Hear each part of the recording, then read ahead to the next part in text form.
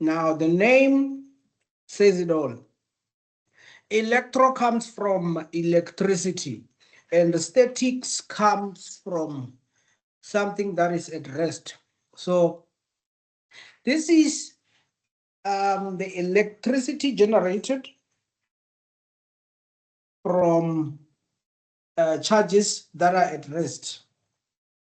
So in other words, electrostatics is charges at rest.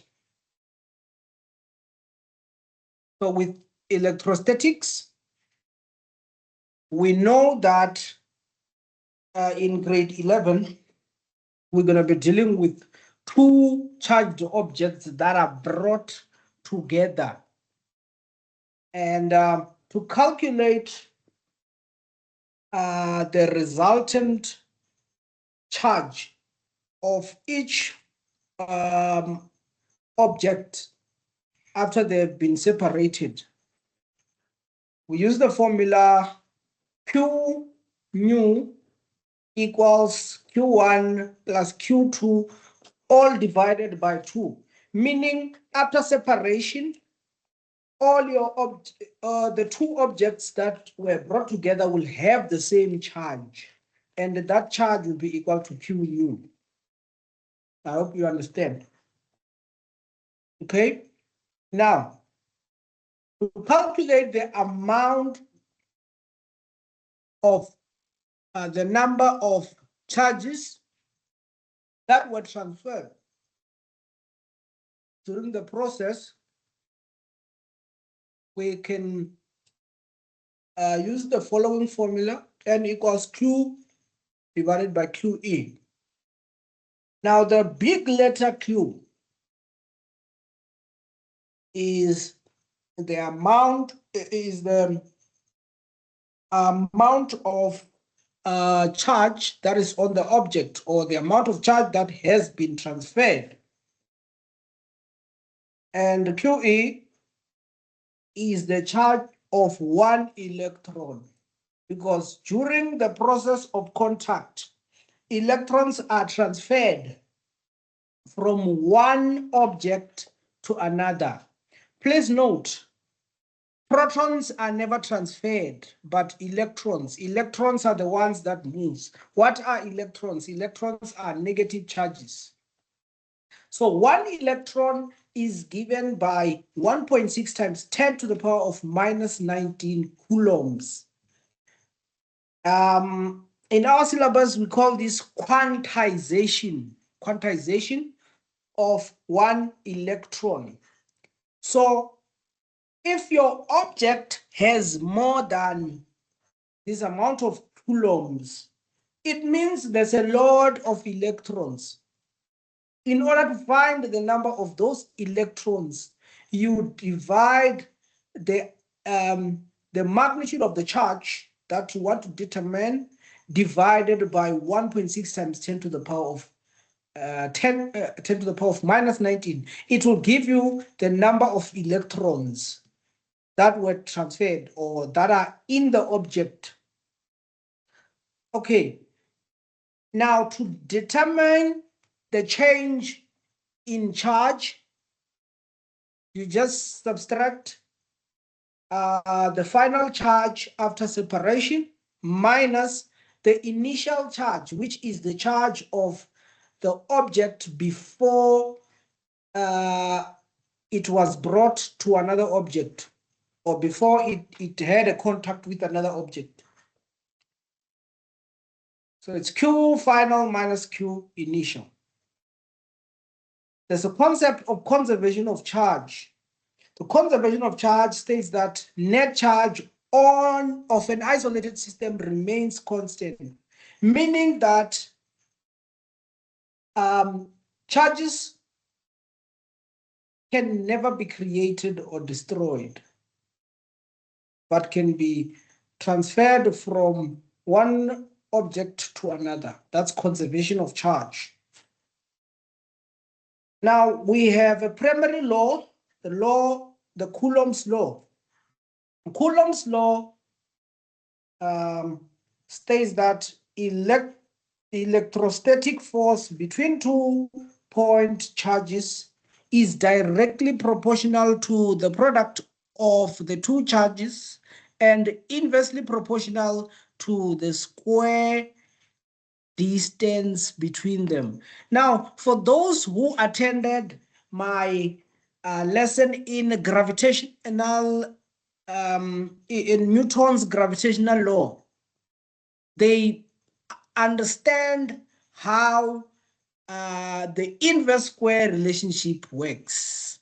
Now, inverse square relationship there is the relationship that occurs between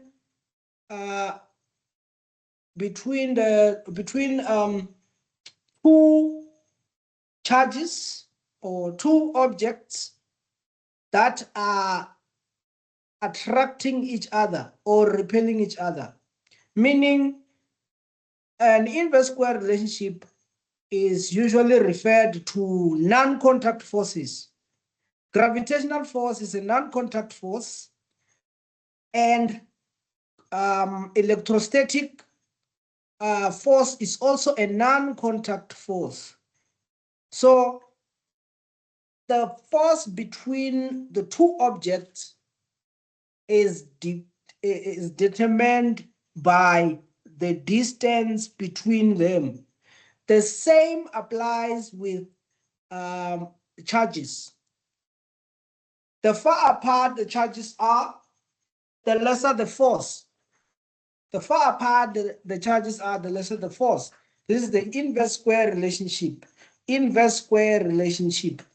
So if you did gravitational law, you pretty much know how electrostatic forces or Coulomb's law works. Coulomb's law is very similar to Newton's universal gravitational law. So before I even start with Coulomb's law, those who attended my lesson in gravitational law, they are done. They pretty much understand. Okay. This is how it is. Now force equals K instead of G. G is the gravitational constant, but K is the Coulomb's constant. K, Q1 times Q2. Instead of M1 times M2, we have Q1 times Q2, all divided by R squared. This is very much similar to the gravitational law. And K is something that you don't have to calculate. It is given, it's a constant. And R is the distance between the centers of the charges. Please note, it is between the centers, not between the edges of the objects. No, between the centers. You must always find the center of that object if you want to determine the force between two point charges or between two charged objects. Okay. Now K equals 9 times 10 to the power of 9 newtons meter square per coulomb square. And Q is the object charge, C. Okay. Now electric fields. The very same way I taught you guys about gravitational field or the gravitational field value or the gravitational acceleration is the same thing. Gravitational field or gravitational acceleration or G. It is the strength of your gravity. So in other words, you need to have a host when you are when you want to determine the gravitational field. The same way you need to have a host charge or host charged object to determine the electric field. So electric field is generated by a charged object. All charged objects generate an electric field. The same way all masses generate a gravitational field, all of them. All right, an electric field is a region of space in which an electric charge experiences a force. The direction of the electric field at a point is the direction that a point test charge, 1 coulomb, would move if placed at a point. So if you want to determine where the electric field is pointing, you need to put a positive test charge close to or next to the host object. Meaning, if the host object is a positively charged object, it means your test charge will be repelled. Meaning it will go away from the host object, meaning the electric field points outwards. Now, the electric field strength, electrostatic force per unit positive charge experienced by a positive test charge at a point. So, the strength of your electric field is determined by the position of your positive test charge, meaning your electric field is not constant around a charged object. So the formula is E equals F divided by Q. Please note, the small letter q is the test charge, and the big letter Q is the host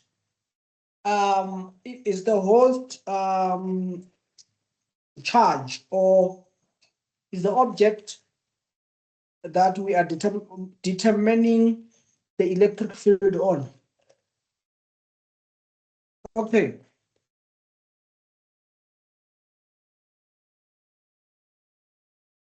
The electric field can also be given by KQ. Q is the host charge, the one that is producing the field. The charge that is experiencing the field is small letter q, and the charge that produces the field is the big letter Q. Please note. Okay. Again, for those who attended my gravitational law lesson, they remember that G equals gravitational field equals G m host divided by r squared. So it's the same thing with electrostatic forces when we are dealing with fields strength. Field strength is like gravitational strength. It is not gravitational strength, it is like gravitational strength. Okay, so this formula can only be used if you are given the charge of the host. If you are given the charge, the test charge, then you must use this formula. Okay. Now, things that you have to bear in mind is that if you put a positive charge inside an electric field, it will move towards the direction of the electric field. An electric field around a positive charge points outwards, as you can see in the picture. If you put a positive, because a test charge is a positive charge, always. So if you want to see where your field is pointing, just put a positive test charge next to the host object. If you put a positive charge next to this positively charged object, that positive test charge will be repelled. It will go outwards. So that's where the field is pointing. So if you put a positive test charge around a negatively charged object, it will be attracted, meaning your field direction will be pointing towards the negatively charged object. So that's how you draw the electric field. So it's something that you can cram, if possible. Around a positive charge, the field is pointing up or outwards, and around a negatively charged object, the field is pointing inwards. Now, electric field around a negative charge points inwards, like we have discussed. The closer the field lines, the stronger the electric field. I repeat, the closer the electric field lines, the stronger the electric field. Okay, now this is the field that you get when two charged objects are put close to each other and have different charges. If they have unlike charges, that's the term I was looking for. This is what you're gonna get. So if you put a positive charge, a positive test charge next to the positively charged object, it will be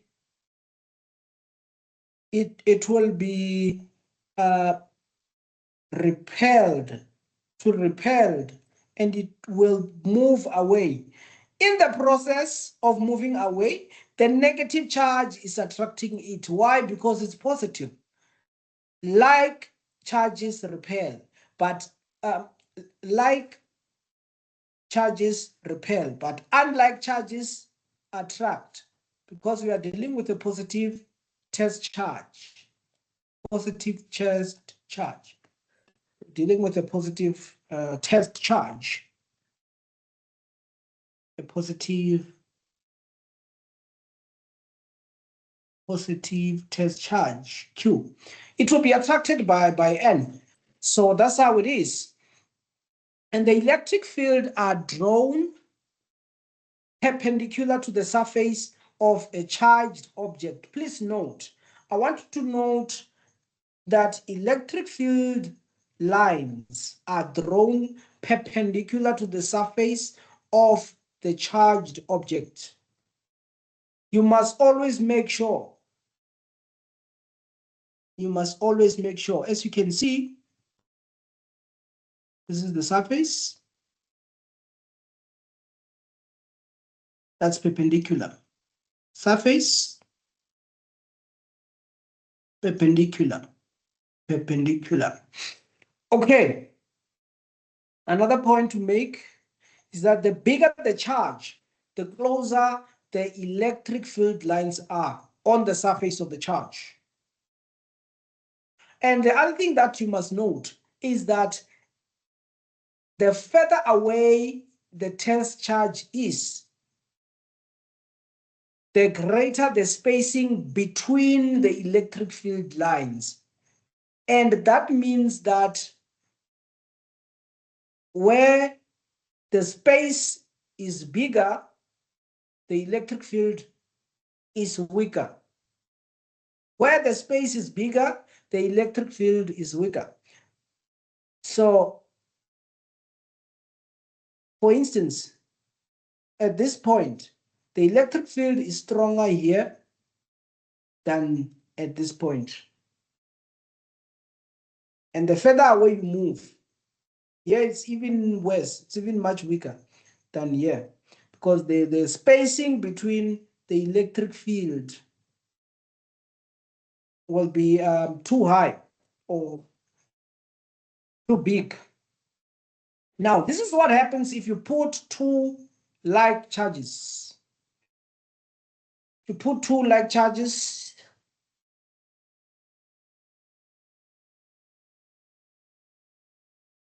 You put a positive charge there to move towards the negative charge. That's how it is. But if you put a positive charge, positive test charge, it will be repelled. It will be repelled. So again, the things that you need to note is that the closer the field lines, the stronger the electric field. And the bigger the charge, the closer the field lines are on the surface. And also, the electric field lines are drawn perpendicular to the surface of the charge. That's all for today. Thank you for being part of this lecture.